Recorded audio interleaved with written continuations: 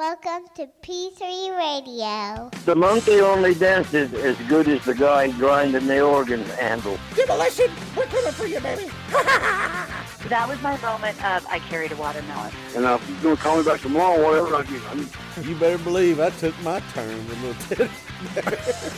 What? Cool story, bro. PG3 Radio. Nope. Here's your host, Josh Riley. Ladies and gentlemen, next up we have Crying Little Blind Children. Richard Mullican.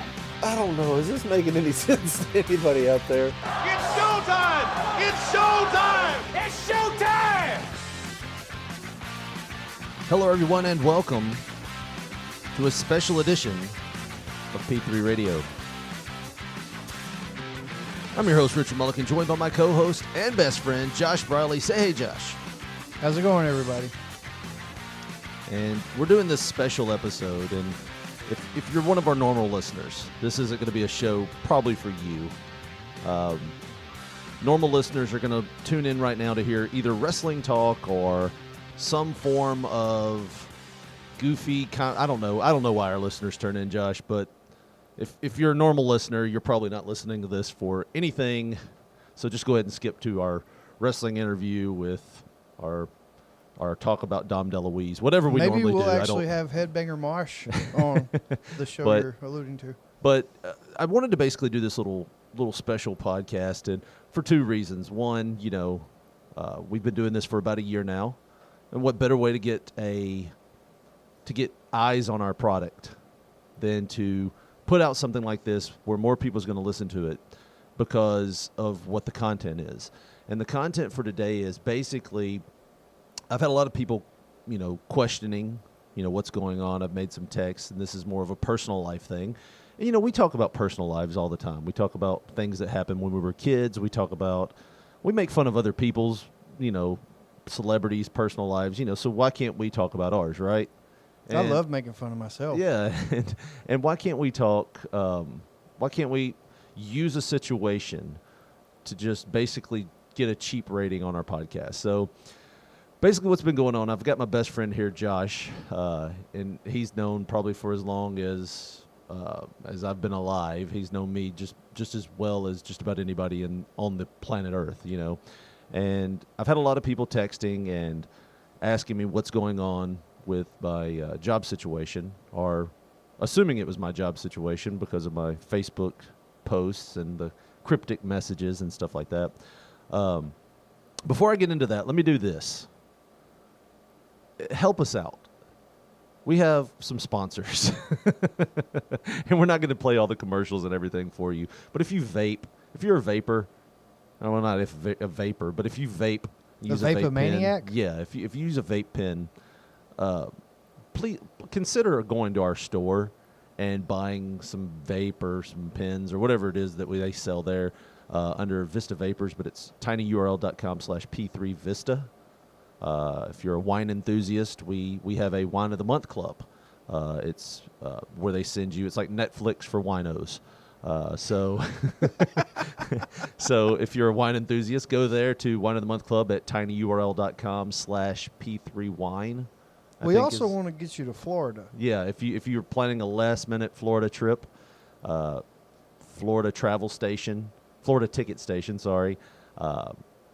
That's tinyurl.com/P3Florida. There, you could kind of see the theme here. And we also have a concert ticket event sponsor. So it's scorebig.com, but don't go to that site. Go to tinyurl.com/P3events. You buy something from one of those sites. I don't think to this date we've sold too much of that, and it's just something that goes a long way to help us. Well, I just wanted to get those cheap plugs in first, and I'm not going to take a lot of time here. We're going to just tell a quick story, and we're going to get out of here. And Josh is here. He's going to probably make comments, which is fine. I mean, best friend, he's going to rag me probably a little bit on here, and that's fine too. So, why not have a little humor with it? But about a month and a half ago, I got an offer for a job here in my local city for the fire department, and it was one of those jobs where I'd been trying to get on for 7 years almost, and it was one of those things I kept telling myself, "This is what I want," and to this day, it still is something I would love to do. I turned in my resignation for my current job, which was a great job. Well loved by pretty much everybody. I think I was well loved by everybody I worked with, but just great job.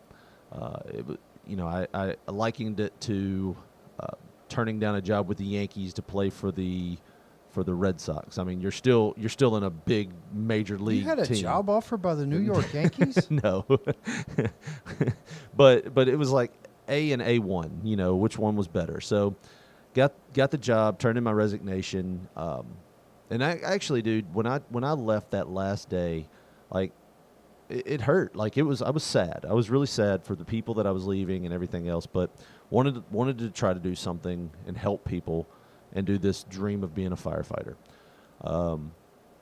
I got to my first day of training, which was orientation, and like honestly, you don't know much on your first day. They just beat you with insurance information and everything like that, and so much information, but everything was fine until the second day.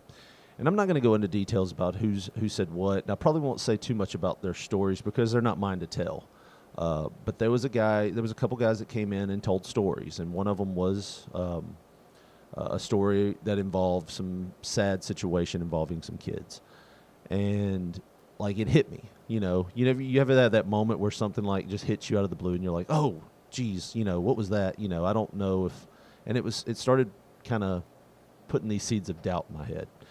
But I shook it off because it was something that I always wanted to do, shook it off. Hey, I can do this. But the resounding thing that kept coming up all week long was, if you ever have a thought in your head that this is not what you want to do, don't do it, because you don't want to be doing this job and seeing the things you're going to see, doing the things you're going to do, and not like it. You're going to get yourself hurt or one of your brothers hurt.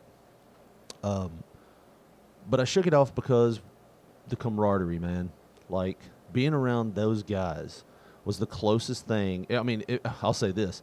It was better than being in the wrestling locker room. You talked, you joked, you genuinely cared for each other. If somebody messed up, you wanted to see them succeed. It wasn't like a wrestling locker room where you wanted to see somebody fail just so you got that next spot up. Everybody's working for a common goal. Common goal. Common gold? Common goal. Common goal. So you wanted to see them succeed. So as the week went on, more and more stuff started coming up in my head, and I was just push it down.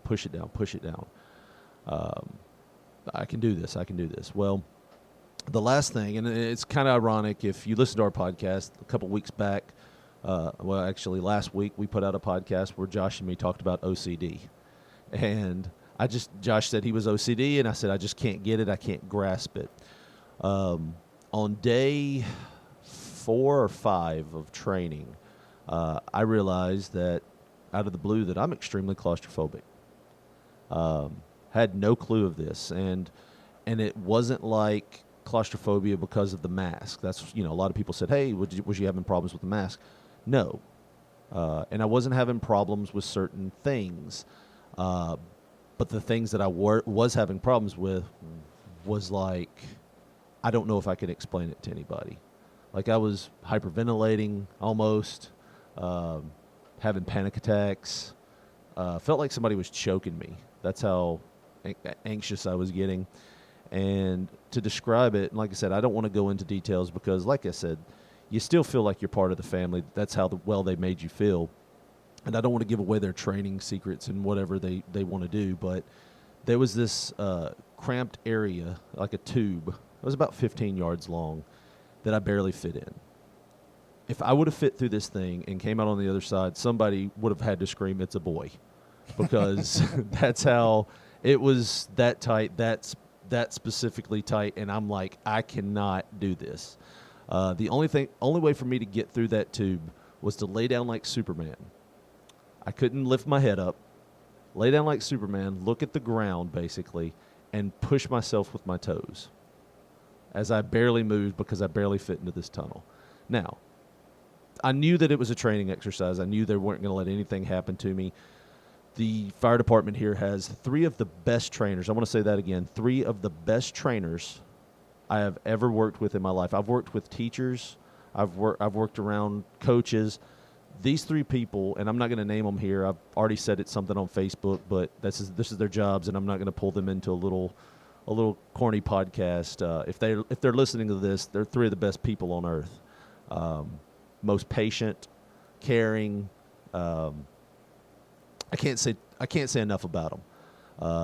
It's two males and a female, and when I left, I actually was more intimidated by telling the female, because she was our personal trainer, and she will smoke you with some workouts. And I was actually really enjoying that aspect. Not enjoying it, but enjoying it.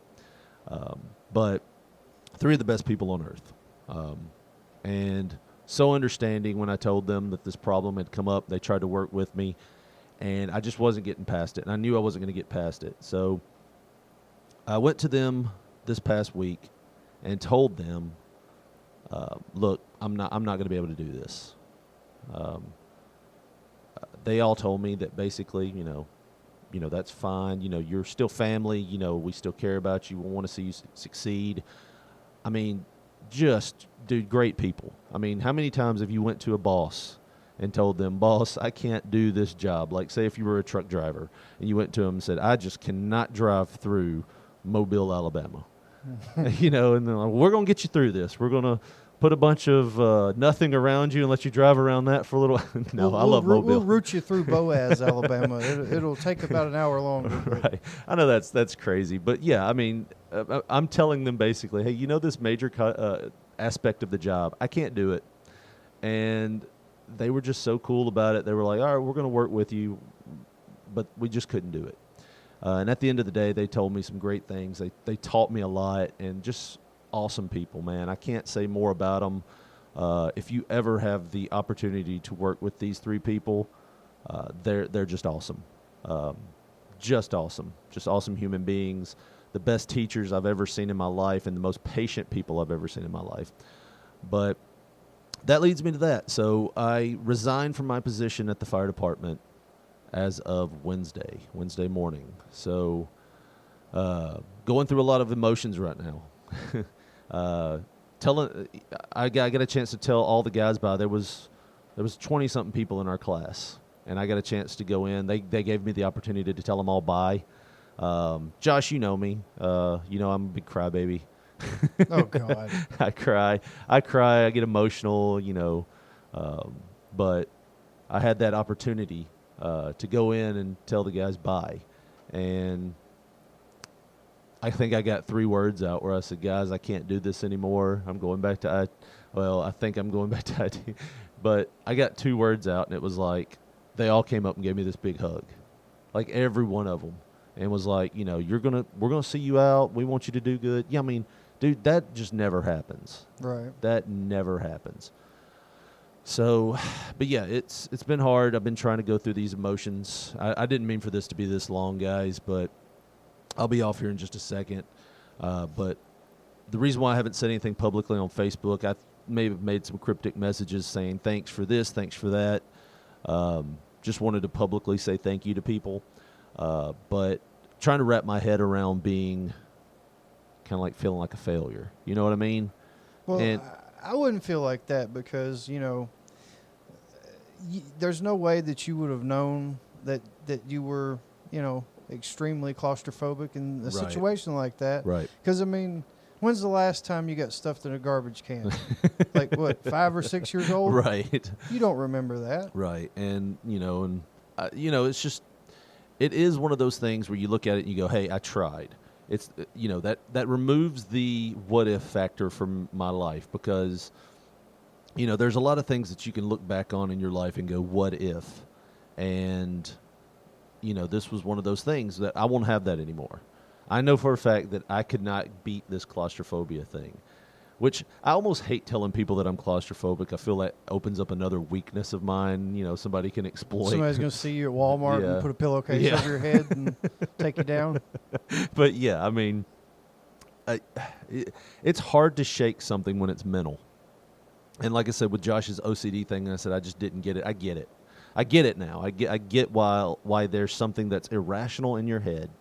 You know it's irrational, yeah, but it's like you can't. You know nothing's going control to it. happen. You know nothing's going to happen. There was a situation on the first time where I tried to go through the tube. Now, when I say through the tube, this is not just crawling through a tube. This is crawling through a tube with this big air tank on your back and having a mask on your face. And like I said, I don't want to get into too many details, but the first time I did it, to make matters worse, when I started to go through the tube and I was trying to psych myself up, my air tank started going tick, tick, tick, tick, tick, tick, tick, tick, tick, tick. When it starts doing that, it means you're starting to run low on air. The only thing I could think of was when I get in here. Now, when I say run low on air, if you've never been in one of those masks, if you run out of air, that's it. It's an airtight seal on your face. You cannot breathe in at all. Right. You're just out of air. So what freaked me out even more was when I was going to get in this tunnel and I was going to run out of air, and the way my hands were positioned and as tight as it was, I would not be able to touch my face with my hands to pull the mask off. So, I mean, that just made it worse. Now, I'm not trying to justify my psychotic, crazy situation that I have going on here with my mental problems. Maybe shouldn't tell people I have mental problems, but my mental state when trying to do this was I'm not going to be able to defeat it. So, I mean, that just gets me to the point where I just wanted to say thank you for everybody that has texted, emailed, called, checked on me. It's more of a pride thing right now, trying to feel like not a loser, trying to feel like not a failure, even though in your head, you're not, but trying to feel that way, it's hard. So I haven't said anything, but I do want to say thank you for everybody that's kind of stood out and sent me messages, and it's been a lot of people. I mean, it felt good to get that many messages and that many texts and that many, things. And like I told Josh, I felt like, why are celebrities and sports stars the only ones that can have press conferences? So throwing a little press conference here for myself. But, yeah, I wanted to say thank you for all that. Well, real quick, so what comes up next for me? I've had a lot of people ask, what are you going to be doing? And I never get into details about what job I do on here, just for the simple fact, we don't do too many. We do stupid stuff, but sometimes you do stupid stuff, and people go, oh, he does this, and you'll have people that just hate you, mostly for our content because we don't have much, but you never know what somebody's going to try to do for your jobs and whatnot. But I will say this. A lot of people have asked, as of Monday morning, so this is Saturday. As of Monday, I will be going back to my old job. I was lucky enough to call my boss. My boss said, hey, it'll be just like you never left. So that might make some people happy. That might make some people extremely sad, but that's what's next for me. So starting Monday, I go back to my old job. So everything works out. At least, since I failed at one thing, I can go right back into what I was doing. Well, you'll actually have to go up to your old desk and tell Frank to move because Big Daddy's back. That's the one thing. It's like that's the sucky part about all of this, and it's like having to go back with the box that I packed the Friday that I left and start unpacking all your little it. figures. Yeah. Tape them back on your old computer. I don't think anybody knows I'm coming back either. That's the thing. It's I don't think anybody knows I'm coming back to what I was doing. I had an account. My account is still disabled. I mean, HR knows. I know that. Human resources know because I went by and filled out paperwork. So I know I have a job. I'm not just psycho-stalkering my way into my old job. It's like turning into the guy from Office Space. Well, when I was sitting out in the parking lot Friday, I've only counted X number of people, so that would mean I still could possibly be in the job. Right. I did go through all the legal channels of getting my job back. But so that's what's next for me. So we'll do that. We'll end this right here. And I'll say thank you for everybody for checking on me and everything like that. But Monday, for those of you that work with me, you'll see me around the office. For those of you that used to work with me, I will say, if you comment on this on Facebook, try not to drop any spoilers. Make people listen to this. Punish them as you were punished. If you want to say this is awesome, or if you want to say, oh man, this is terrible, feel free. I mean, but yeah, if you will, just no spoilers. Don't say hey, I heard you were coming back. So, but I know this was short and sweet, kind of a little long, but just wanted to get all this out there so I didn't have to type it. I've been talking for 20 minutes now, and I can't imagine having to type all this. So, I'm just wondering how it was short and long at the same time. well, that'll be for another podcast, my friend. We're going to keep this one right here as we're ending. And once again, if you don't mind, visit some of those sponsors. Thanks, everybody, for checking on me. And we will see you guys around. If you want to check out our podcast, P3 Radio, all one word on iTunes. If you want to send us a text or a voicemail, you can dial 731-300-MORT. That's 731-300-6675. We talk wrestling, we talk comedy, we talk growing up in Tennessee. If you want to check it out, just know that there's not much content to it. It's just two guys being best friends and hanging out, and we do a lot of that. So check out our podcast. It's also on any kind of podcasting app like Podbean, Podcast Addict. So if you want to do that, please follow us on Twitter at P3Radio1 or send us an email at p3radio1@gmail.com. But thanks, everybody, for listening to this, and we will catch you next time on P3 Radio. For Josh Briley, this is Richard Mulligan saying thanks and good night.